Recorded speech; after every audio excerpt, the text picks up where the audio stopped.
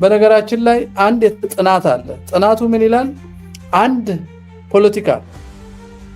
ፖለቲካ የሐሰት ትርክት ሲጀምር በተለይ እንዲህ ተደርገናል ካለ ሊያደርግ ያሰበውን ነው የሚለው፣ እንዳይጠየቅ ነው ክስ የሚያቀርበው። መጀመሪያ ጡቴ ተቆርጧል ካለ ጡት መቆረጡ አይቀርም፣ እጄ ተቆርጧል ካለ እጅ መቆረጡ አይቀርም፣ ተፈናቅዬ ነበር ካለ ማፈናቀሉ አይቀርም። ይሄም በሙሉ አድርገውታል። በተለይ ኦሮሞማዎቹና ወያኔዎቹ ፊንፊኔ የኛ ነበር አሉ፣ ህዝቡን አፈናቀሉት። ተፈናቅለን ነበር አሉ፣ አፈናቀሉት። ጡት ተቆርጦ ነበር አሉ፣ የግንቢ ዩኒቨርሲቲ ተማሪዎችን ወስደው ደፍረው ጡት ቆርጠው የት እንዳደረሷቸው አይታወቅም። ይሄ ሁሉ ከኦሮሚያ ቢሮ የሚሰጥ ትዕዛዝ ነው። ውሸት ነው። አንድ ናቸው፣ ሁሉም አንድ ናቸው። ስርዓት ነው ይሄ። ተጣልተው አያውቁም።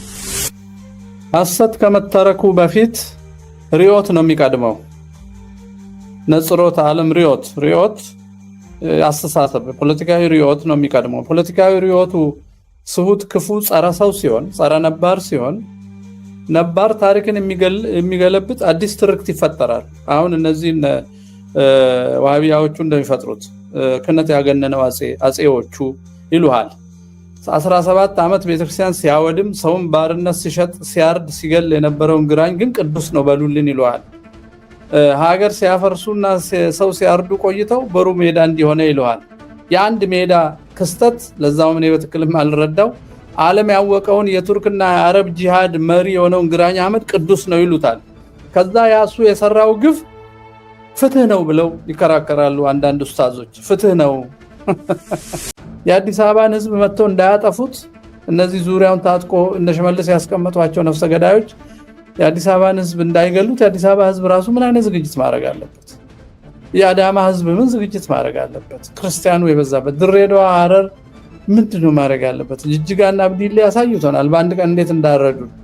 ስለዚህ ይሄን አይነት ደም ማፍሰስ እንዳይመጣ ምንድነው የምናረገው? ቤተክርስቲያን አፍርሶ ቢሆን ኖሮ ላሊበላና አክሱም መኖር አልነበረባቸውም ብለው የተረፈው ራሱ አናዷቸው ይናገራል። የተረፈው አናዷቸው እነ መካነ ስላሴ በወርቅ የተሰሩ በእንቁ የተሰሩ አብያተ ክርስቲያናት ወሎ ውስጥ እነ ደብረ ሊባኖስ እስከ የማይፈርሱ ድንጋዮችን ትቶ ሌላውን በሙሉ እያቃጠለ እያወደመ እያረደ 95% ክርስቲያን ወደ አስገድዶ ወደ እስልምና ያስገባውን ጂሃዲስት ቅዱስ ኢትዮጵያዊ ንጉስ ነው በሉልኝ ይላል። የኛ ዴማስ ዳንኤል ክብረት የሚባለው አንድ የተቀሰፈ ግለሰብ ደግሞ ወራሪ አይባልም ብሎ መጽሐፍ ጻፈላቸው። ለካ የዚህ ሂደት አካል ኖሮ ነው ያንን የጻፈው ከንግስት እሌኒ እስከ ምናምን የሚል መጽሐፍ። እና ኢትዮጵያ በሐሰተኛ ትርክት ነው የተቀሰፈችው። ዳኛው በኦሮምኛ ነው የሚያናግረኝ። በህገ መንግስቱ መሰረት አስተርጓሚ ያላቆመልኝም። እኔ ደግሞ አልሰማም ብዬ ድርቅ አልኩ። መጨረሻ ክሱ ችግር ስህተት ስለነበረ እኔ አሸንፌ ኪሳራዬም ተከፈለኝ። ልክ ሂደቱ ሲያልቅ ዳኛውን ስሰናበተው ሌላ ጊዜ ለሻይ ሲወጣ ማለት ነው በረንዳ ላይ አግኝቼው በኦሮምኛ አናገርኩት ማለት ነው። ትችላለህ እንዴ? ለምንድን ነው ያስቸገርከን አለ። ምን ያህል እንደታመማችሁ፣ ምን ያህል እናንተን የሚያክል ዲግሪ ያለው ሰው ብሬኖች ዶኖ የራሱ ወገን እንደሚያሰቃይ በዘር እንዴት አራዊት እንደሆንን እንዳው ራሴ ኤክስፒሪየንስ ለማድረግ ብዬ እንጂ እኔ አፍ መፍቻዬም ኦሮምኛ ነበረ የተወለድኩበትም እና ኦሮምኛ መናገር እችላለሁ አልኩት። በጣም ከፋው።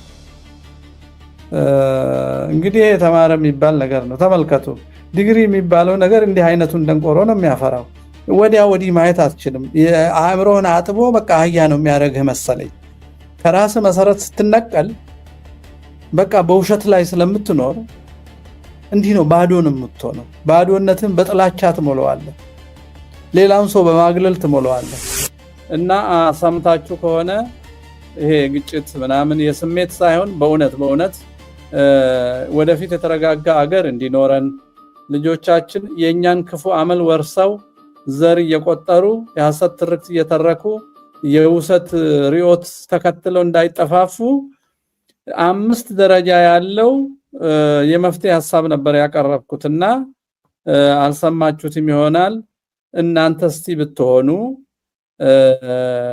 ምን ታረጋላችሁ? ለምሳሌ ምን ታረጋላችሁ ማለት ስልጣን ሰጠው አንድ ሰው አሁን የምትናገር ሰው ሙሉ ስልጣን ሰጠው ይሄን ሀገር በጀቱንም ታንኩንም ባንኩንም ሚዲያውንም ደንን የፍትህ መዋቅሩንም ይሄን ሁሉ ያው ስልጣን ይዛል ሙሉ ስልጣን አለ ተብሎ ቢሰጥህ ከየት ነው የምትጀምረው? የቆሰለውን ህዝብ ያዘነውን ህዝብ የተፈናቀለውን ህዝብ ገና ሊያፈናቅል የተዘጋጀውን በዘር የታጠቀውን የውሸት ሐውልት ያቆመውን ሁሉ እንግዲህ ወደ ቦታው መልሰህ በፍቅር እንዲያስብ ለማድረግ ስለሆነ እዳው ከፊታችን ያለው አሁን የፋኖ የሚያረጋው ተጋድሎ አለ በሰላማዊ መንገድ ብሎ የሚያረጉት አለ የኦሮሞ ሰራዊት ነኝ የሚል የሚያረጋው ውጊያ አለ ይሄ ሁሉ 4 ኪሎ ቢገናኝ ሀገሪቷ አይምሮ በተበከለ ወጣት የተሞላች ስለሆነ ወደ ሲቪል ጦርነት ነው የምንገባው ያን እንዳይመጣ አካሁኑ ሐሳባችንን ግልጽ አድርገን ለሰው ተስፋ ሰጠን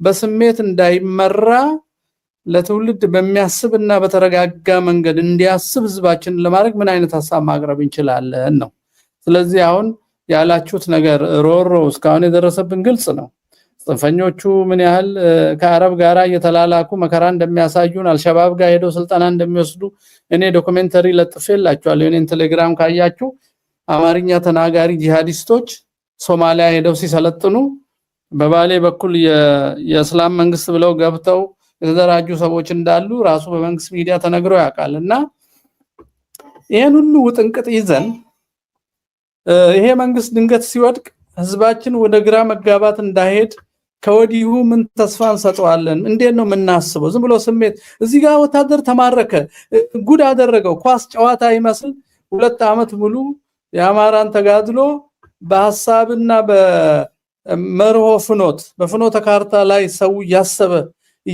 የደገፈው ያን ትግል እንዲጠብቀው ሳይሆን ዝም ብሎ ገደለ አሸነፈ እዚህ ጋር ቦታ ያዘ እያሉ ፕሮፓጋንዳ እየሰሩ ህዝቡን ግራም ያጋቡ የወሬ ቋቶች የአማራን ትግል ራሱ የኳስ ጨዋታ ያስመሰሉ ወሬኛ አክቲቪስቶችና የሚዲያ ሰዎች አሉ ሳንቲም ለቃቃሚዎች ማለት ነው እኛ ከዛ በላይ ከፍ ብለን ለህዝቡ ተስፋ የሚሰጡ ውይይት እንድናረግ ስለሆነ እንዳው እንዲህ ብናረግ እንዲህ ቢደረግ ይያል መፍትሄውን ብንነካ እግዚአብሔር ያቀበለንን ያህል ከዛም ሲመጣ ነው ህይወት የሚዘራው ብዬ ነው ሐሰት ከመተረኩ በፊት ሪዮት ነው የሚቀድመው ነጽሮት ዓለም ሪዮት አስተሳሰብ ፖለቲካዊ ሪዮት ነው የሚቀድመው ፖለቲካዊ ሪዮቱ ስሁት ክፉ ጸረ ሰው ሲሆን ጸረ ነባር ሲሆን ነባር ታሪክን የሚገለብጥ አዲስ ትርክት ይፈጠራል አሁን እነዚህ ዋሃቢያዎቹ እንደሚፈጥሩት ክነት ያገነነው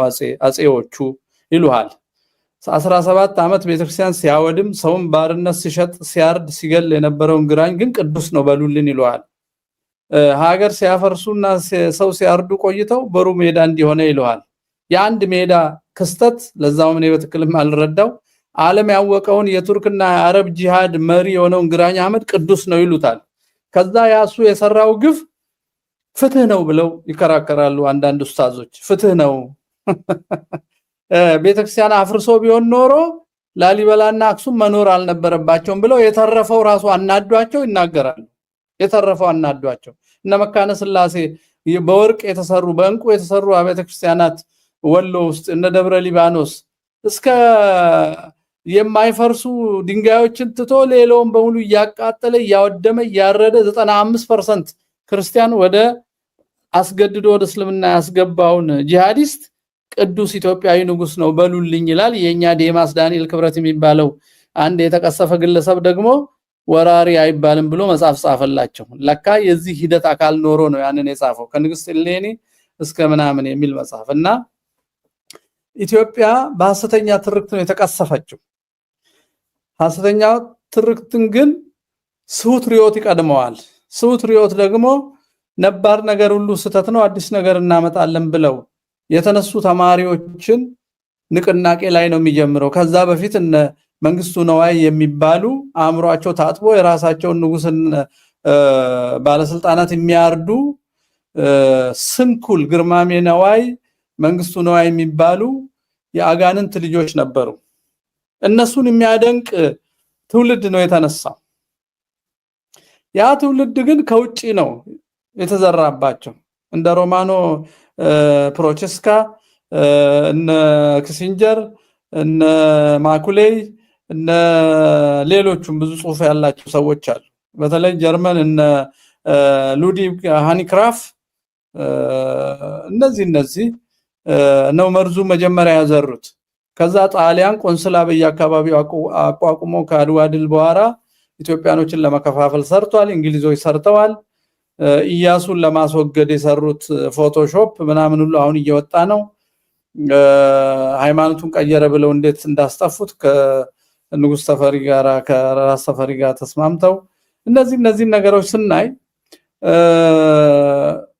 ዘሩ ውጪ ተዘርቶ አገር ውስጥ ነው የበቀለው። አሁን መፍትሄ ነው እያወራን ያለነው። ትውልዳችን ተበላሽቷል። መርዙን ተግቷል።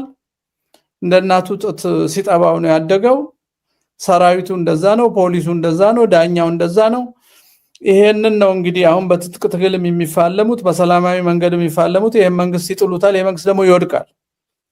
የዘር መንግስት ጸንቶ ያቅም ለዛውም የሰው ደም የሚያፈስ መንግስት እሱ ሲወድቅ ይዞን እንዳይወድቅ ይሄ ተበላሸ ትውልድ እርስ በርሱ እንዳይጠፋፋ ከወዲሁ ተስፋ የሚሰጥ ትውልዳችን የሚገናኝበትን አዲስ ትርክት አዲስ አሰላለፍ ማቅረብ ከቻልን ሐሳብ እየሰጠን ለምሳሌ በሚቀጥለው 4 ወር ውስጥ የኢትዮጵያ መንግስት ይወድቃል ብለን ብናስብ እርስ በርስ እንዳንጠፋፋ ምንድነው የምናደርገው?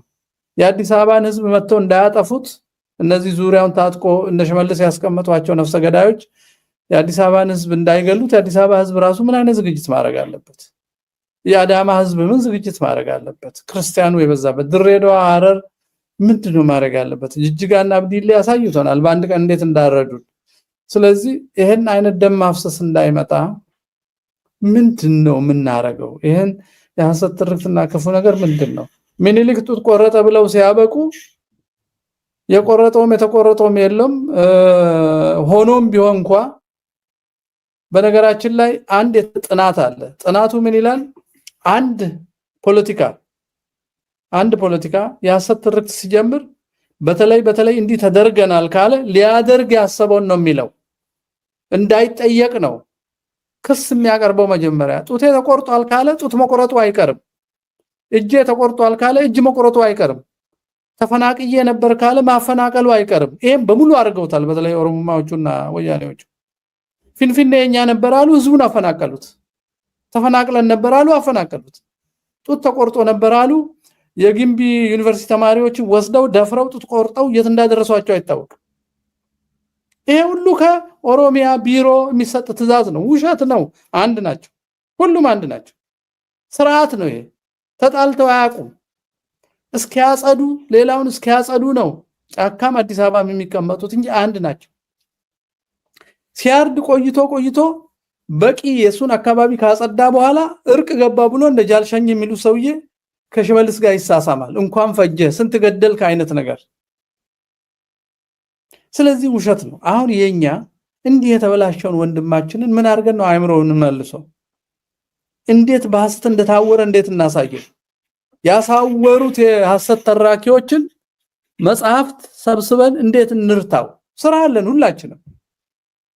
አንድ ወንድማችን በጣም ትልቅ ስራ ሰርቷል። ለዚህ አሁን እሱ እንኳን ብቻውን ይሄን ከሰራ ሁላችንም ብንሰራ ተገልብጦ ስለሚታይ አስቸጋሪ ነው። እንደዚህ ማንበብ ትችላላችሁ። ይሄ መጽሐፍ እነዚህን የሐሰት ትርክቶች አደራጅቶ መልስ ባጭሩ መልስ የተሰጠበት መጽሐፍ ነው። ይሄ መጽሐፍ አንድ ሰው በድካም ከሰራው ብዙዎቻችን ብንሰራ እያንዳንዱን የሐሰት ትርክት ፍርሽ ማድረግ እንችላለን። ቢያንስ በሁለት በሶስት ቋንቋ በተለይ በትግርኛና በኦሮምኛ ቢሰራ እነ ገብረ ኪዳን ማን ናቸው? መምህር ገብረ ኪዳን ምናምን የሚባሉት የሐሰት ተራኪና እዚህ ኦሮሚያ ውስጥ ደግሞ ያሉት የሐሰት ተራኪዎች አሉ። ማለት ሐሰት ኩንታል ያላቸው እነሱም መርታትና ትውልዱ ወደ አእምሮ መመለስ ይፈልጋል። ይሄ እንግዲህ እያንዳንዳችን እንደየጸጋችን ወይንም ጸጋ ያላቸው ዘመዶች ካሉን እንዲጽፉ እንዲናገሩ በማበረታታት በተለያየ ቋንቋ መፍትሄ እንድናገኝ ማድረግ ያስፈልጋል። ሰው ከመጠፋፋቱ በፊት ማለት ነው። እረኛው መንጋውን እንደማይጠብቅ ሁለቱም እረኞች እንደከዱን ከዚህ በፊት ብዙ ረጅም ውይይት አድርገን ነበርና ሁለት እረኞች የሚባሉት በስጋ የሚጠብቀው ቤተ መንግስትና በመንፈስ የሚጠብቀው ቤተ ክህነት ነበር። ሁለቱም ክደውናል። አንዱ አሳራጅ አንዱ አራጅ ሆነው ተስማምተዋል። የዝቋላ አባቶች ሲገደሉ የምስራቅ ሸዋ ሊቀ ጳጳስ ገዳሙን ለቃችሁ ሂዱ ብሎ ነው የሚመከረው እንጂ ገዳዮቹን አቁሙ አይልም። ምክንያቱም ድሎቱና ምቾቱን ነው የሚፈልገው ወይንም የህዋት ተልኮ ተቀብሎ ያለ ነው። ፓትርያርኩ ቤተክርስቲያንን መጠበቅና አንድ ማድረግ ሲገባቸው መንበረ ወያኔን የሰረቀን የዛን የወሮ በላ ሰውዬ የፈጠረውን መንበረ ሰላማ ተብሎ ይሄ ዲቃላ ኦርጋኒክ ኢንኦርጋኒክ ብሎ ህዝብ የሚከፋፍል የውሸት ሞኖክሴ የፈጠረውን የሐሰት ስብስብ ሄደው ቤተክርስቲያን ባረኩ። ፓትርያርኩ የአንድነት ምልክት መሆን ሲገባቸው የጎሳ ፖለቲካ ሲሰሩ ታዩ። ትልቁ ሽማግሌ ያከበርናቸው ወደድናቸው አንድነት ምልክት ብለን የተከራከርንላቸው ከአጥፊዎች ጋር ቆሙ። አሁን እሱ ስለለየልን ያንተን ሐሳብ ስለለየልንና ስለታወቀ ጉዳዩ እሱን ማሰብ ትተን አንደኛ ምእመናንና እውነተኛ ካህናት ምን ያድርጉ ወደሚለው ነው መዞር ያለብን። እኛ ፈርተው ዝም ያሉትን እንዴት ወደ ድፍረት እናምጣቸው? እውነተኞቹን እንዴት እንደግፋቸው? ሐሰተኞቹ ከህዝብ ፊት እንዳይቆሙ እልል እየተባለ ያስጨበጨቡ ማጭበርበር እንዲያቆሙ ምን እንስራ የሚል ነገር ነው ማሰብ ያለብን። ክህነታችን እንዳይጠፋብን ምን አይነት ቀኖናዊ መንገድ ተከትለን እነዚህን የአጥፊዎቻችን አገልጋይ የሆኑ የሐሰት መነኮሳት እንዴት እንከላከላቸው የሚል ሌላ አንድ ውይይት ያስፈልጋል። ይሄ ትልቅ ስለሆነ ይሄ ዘርፍ ማለት ነው። አሁን ግን በሐሰተኛ ትርክትና በስሁት ርዮት ምክንያት የመጣብን መዓት ወደ ሲቪል ጦርነት እንዳይወስደን ቅድም የተባለው ላይ የአዲስ አበባን ህዝብ ወይንም የአዳማን ህዝብ ወይንም ትላልቅ ከተሞች ውስጥ ያሉ ክርስቲያኖች እንዳያልቁ እየጨረሷቸው ነው። ግን አሁን መንግስት ልክ ሲወድቅ ጠብቀው ግድያ እንዳይፈጽሙ እልቂት እንዳይፈጽሙ የተረፉት ላይ አሁን አማርኛ ተናገሩ ማለት ጀምሯል። ይሄን ሰሞን እንደሰማሁት አማርኛ ትምህርት ቤት ውስጥ እንዳይሰጥ እየተባለ ነው በእነሽመልስና በእናብይ። እንዲህ አይነት ጭካኔ ያለበት ስለሆነ ሰው ምን ይዘጋጅ? ካህኑና ምእመኑ እና ደግሞ እንዳው በእርግናም ይሁን በመልካም እይታቸው መልካም የሆኑ ሙስሊሞች እንዴት አድርገው ተባብረው ከዚህ መዓት ይሻገሩ? አስቸኳዩ ለህዝብ መነገር ያለበት ዝግጅት ምንድነው? የጥፋት ጫፍ ላይ ነን። ይሄ ነው አስፈሪው ነገር። ህዝቡ ወጣቱ ያለበት ሁኔታ በጣም አስቸጋሪ ነው። ለመኖር አይችልም። አደጋ አለበት። ማግለል አድሎ አለበት። ቤቱ ይፈርስበታል። ስራ አያገኝም። ስራ ሲጠየቅ ዘሩ፣ ቋንቋው፣ ሃይማኖቱ ይጠየቃል። በጣም አስገራሚ ነገር ነው ያለው። እኔ ይሄን ለመፈተን አንድ ጊዜ የመኪና አደጋ ነው የመኪና ክስ አጋጠመኝና ኦሮሚያ ፍርድ ቤት ሄድኩ። አንድ ቦታ ፍርድ ቤት ሲሄድ ሆነ ብዬ ኦሮምኛ አልችልም አልኩ። ስለዚህ መንጃ ፍቃዴ አዲስ አበባ ስለሆነ ወደ ኦሮምኛ አስተርጉም ተባልኩ። አስተረጎምኩ። ዳኛው በኦሮምኛ ነው የሚያናግረኝ። በህገ መንግስቱ መሰረት አስተርጓሚ ያላቆመልኝም። እኔ ደግሞ አልሰማም ብዬ ድርቅ አልኩ። መጨረሻ ክሱ ችግር ስህተት ስለነበረ እኔ አሸንፌ ኪሳራዬም ተከፈለኝ። ልክ ሂደቱ ሲያልቅ ዳኛውን ስሰናበተው ሌላ ጊዜ ለሻይ ሲወጣ ማለት ነው በረንዳ ላይ አግኝቼው በኦሮምኛ አናገርኩት ማለት ነው። ትችላለህ እንዴ? ለምንድነው ያስቸገርከን አለ። ምን ያህል እንደታመማችሁ ምን ያህል እናንተን የሚያክል ዲግሪ ያለው ሰው ብሬኖች ዶኖ የራሱ ወገን እንደሚያሰቃይ በዘር እንዴት አራዊት እንደሆንን እንዳው ራሴ ኤክስፒሪየንስ ለማድረግ ብዬ እንጂ እኔ አፍ መፍቻዬም ኦሮምኛ ነበረ የተወለድኩበትም እና ኦሮምኛ መናገር እችላለሁ አልኩት። በጣም ከፋው።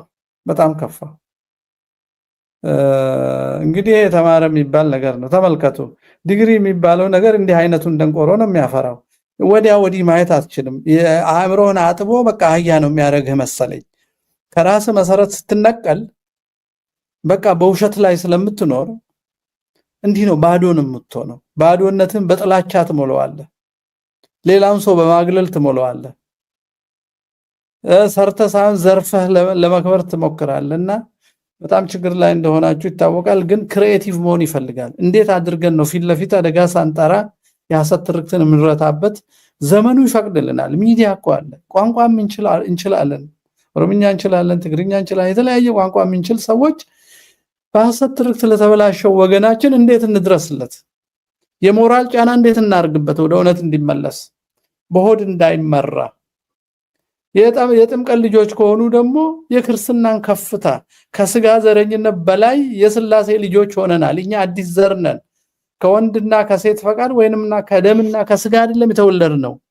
ወንጌሉ እንደዛ ይለናል። እሱን አስታውሶ የብሔር ፖለቲካ ባሪያ እንዳይሆን ክርስቲያን እንዴት ነው ጫና የምናደርገው? በመጻፍ በመናገር ምሳሌ በመሆን ለአደጋ ሳንጋለጥ። ምክንያቱም አራጅ ነው የሚገዛን ስርዓት፣ አግላይ ነው፣ አይን አውጣ ነው፣ ከተማ ያፈርሳል ከጥላቻው የተነሳ። ስለዚህ ይሄን ነውረኛ ስርዓት ፊት ለፊት ላትናገረው ትችላለህ፣ ጠበንጃ ይዘህ እንደሌሎቹ ጫካ ካልገባህ በስተቀር።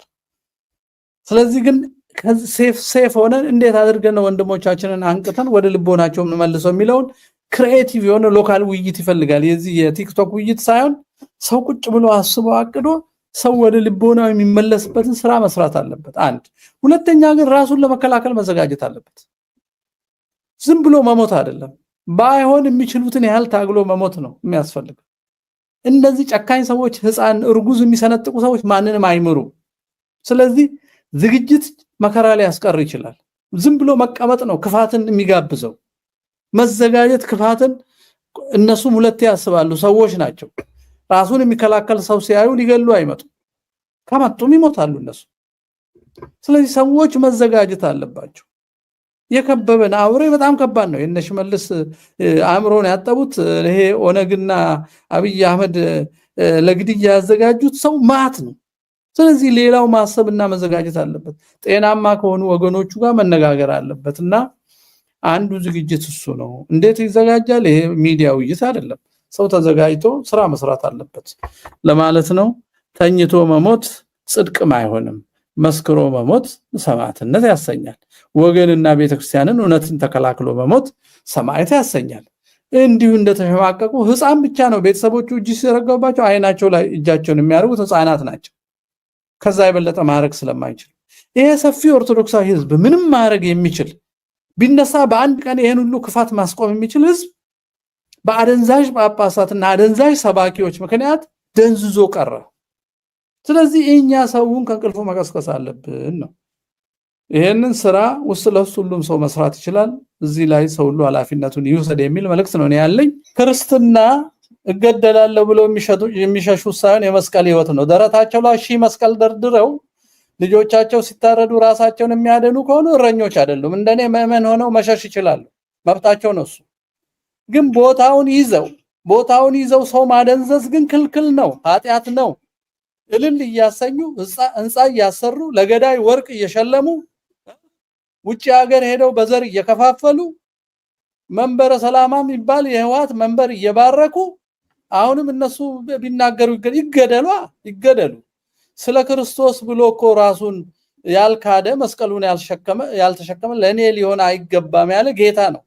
እንሸከማለን ብለው 3-4 መስቀል አንገታቸው የሚያረጉ እነሱ ስለ ሰማዕታት ቅዳሴ ሲቀድሱ የሰማዕታትን ስራን ሰራ ዘንድ ሰማዕትነትን ስጠን ብለን እንድንጸልይ የሚያስምሉን እነሱ።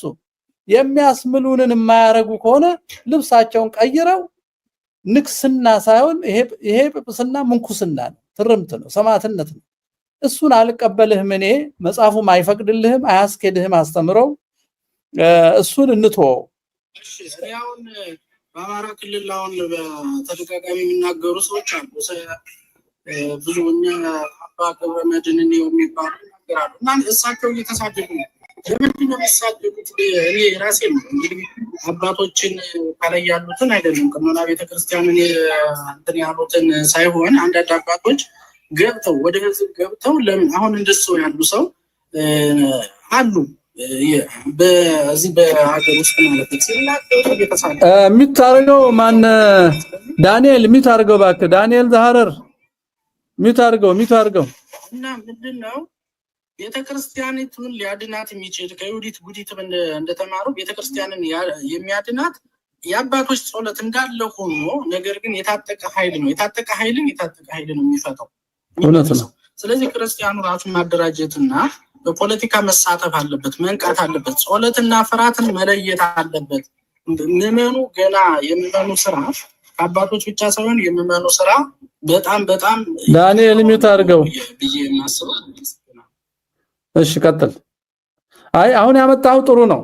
በትጥቅ የመጣው በትጥቅ ነው። ጸሎት ሁሌ ያለ ነው። እየተዋጉ መጸለይ ያለ እሱ የታወቀ ነው። ታቦት ይዘን ነው የተዋጋ ነው እንጂ ደንዝዘን አይደለም ሀገር ያኖር ነው። ይሄ ሱሪውን ተፋው ላይ ታጥቆ ጸጉሩን እየገመደ ፊልም እያየ ስለ ኳስ እያወራ የሴት ዳሌ እያየ የሚውል ጆተኒና ምን እየተጫወተ ጊዜውን የሚያጠፋ ጫታ ወጣት ምንም ዋጋ የለው። እሱ ቢሞትም ቢኖርም አይጠቅምም። እንዳውም መቼስ ሰው ይጥፋ አይባልም እንጂ ቢጠርገው ጥሩ ነው እግዚአብሔር። እሱ ጠቃሚ አይደለም፣ እሱ አጥፊ ነው።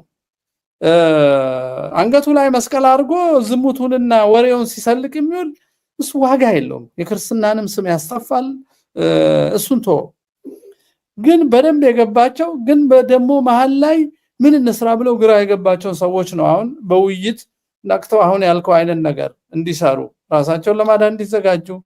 በትጥቅ የተጀመረ ነገር በትጥቅ ነው መፍትሄ የሚያገኘው፣ የታወቀ ነው። ቁጭ ብለህ እባክህ ማረኝ አትሎም። የታወቀው ጠላትህን አቅዶ የመጣው እጄን ቆረጥክ ብሎ የእጅ ሐውልት ከሰራ በኋላ ሊቆርጥህ ነው የተረከው። አንድ ሰው ሆኛለሁ ካለ ሆንኩ ያለው ሊያደርግ ነው። ይሄ የታወቀ ነው። በአለም ሁሉ አለ። ከሂትለር ጀምሮ አይሁድ እንዲያደረጉን ወደኋላ አስቀሩን፣ በአንደኛ ዓለም ጦርነት እንድንሸነፍ አደረጉን ብሎ ተርኮባቸው ነው ያጠፋቸው። የውጡና ቱሲም ብታይ ቱርኮቹ በአርመን ላይ የፈጸሙት እነሱ እንኳን በሃይማኖት ነው። ሌላ እየጠረጉ መስፈር ያለበት የጂሃድ ሂደት ነው። ግን ሌሎቹ ሁሉ ዘር ያጠፉት ሰው ላይ እየተረኩ ነው። ወይ ዝንጀሮ ነው ወይ አንሳል፣ ጥቁር ዋጋ የለውም። ይሄን ለአፍሪካ መያዝ የለበትም። አሬሮ የሚባለውን ዘር ጀርመን የጨረሰው በእንደዚህ አይነት ትርክት ነውና ተተርኮብሃል፣ ቁጭ ብለህ አትጠብቅ የሚለው መፍትሄ ነው። እንዳልከው በቃ ዝግጅት ይፈልጋል። የኛን አባቶች መተው ነው ወዳጅ። ጤናማዎቹን እንደ አባታችን እንደ ማናቸው መምህር ገብረመድህን አይነቶቹን ሌሎቹ ብዙ መምህራን አሉ፣ እውነት የሚናገሩ ታሪክ የሚያስተምሩ ለቤተክርስቲያን የሚገባውን ክብር ስጡ የሚሉ ሰዎችን የሚያሳድዳቸው መንግስት ብቻ አይደለም። እዛው ፋኖ መሃል ያለ ህዝብ እኔን እንጂ ሌላ ሰው አይስማ ብሎ ራሱን አምላክና ንጉስ ማድረግ የሚፈልግ በሽተኛ ነው እንዲህ አይነቱን ትላልቅ ሰው የሚያሳድደው።